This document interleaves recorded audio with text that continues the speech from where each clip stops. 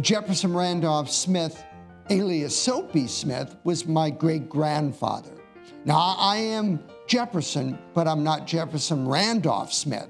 There were too many in our family, so we had to change our names a little bit.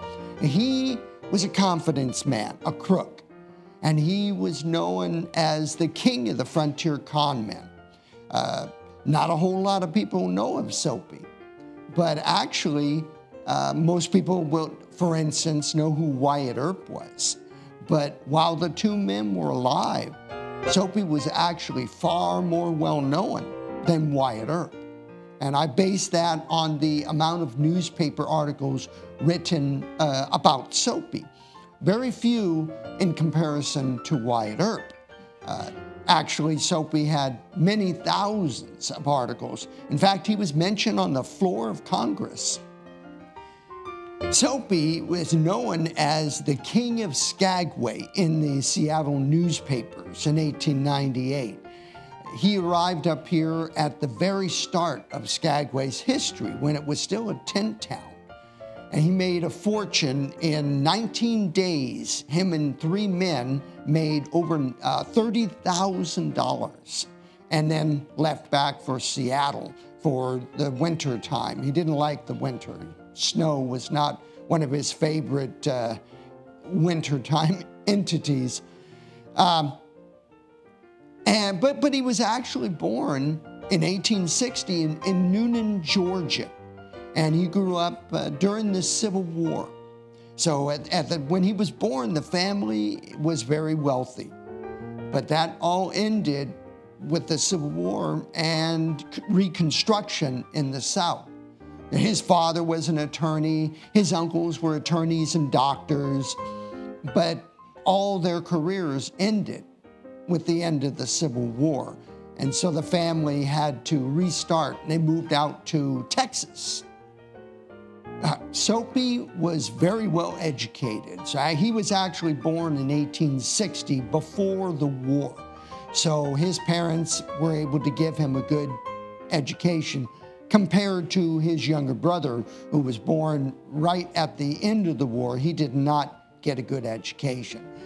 But with the end of the war, being educated did not help Soapy. So he became what they call a jam auction operator.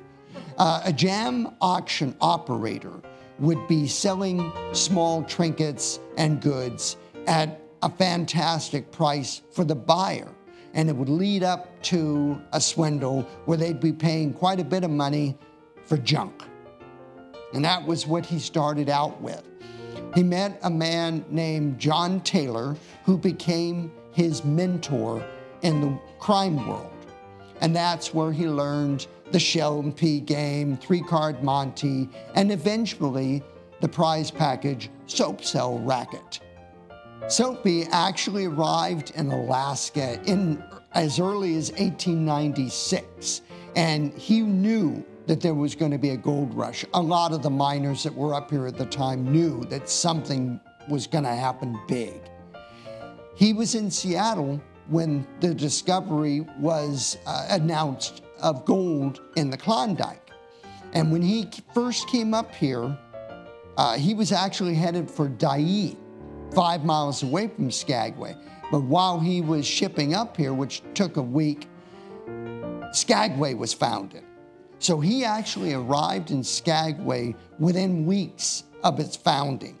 He operated in other people's saloons at the beginning.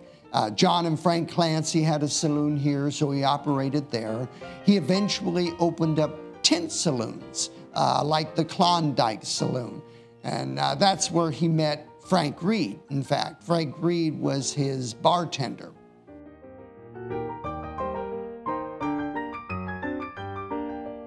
Frank H. Reed was an engineer, a teacher, a soldier in Oregon. And he came up here for the gold rush. He was not successful at first, but he did obtain some engineer equipment while working at the Klondike Saloon. From there, he engineered and actually drew up the first street maps of Skagway. But that was without the help of Soapy Smith and his men. Reed had actually joined an opposing gang, and they called them the lot grifters. And these were the men who were selling lots for the miners to build homes. Problem was that while the men were up in the Klondike, the same lot might be sold 20 times before they ever came back. Soapy had left, or I should say fled, Denver in 1895. And when he was up here in Skagway, he wanted to build an empire just like he had in Denver, a criminal empire. And that is exactly what he did. Soapy started here in Skagway. Now, Skagway was a natural bottleneck, so it was perfect to get all these stampeders, chichacos, and hayseeds that were moving up to the gold fields in the Klondike. There was Dyea 5 miles away. Those miners would take the Chilkoot Pass. In Skagway, they took the White Pass, and it was perfect for the Soapy and his confidence men. All the miners had to come right down Skagway, very difficult to go around. And so it was very easy to swindle the miners as they were coming to Skagway and as they were leaving the Klondike.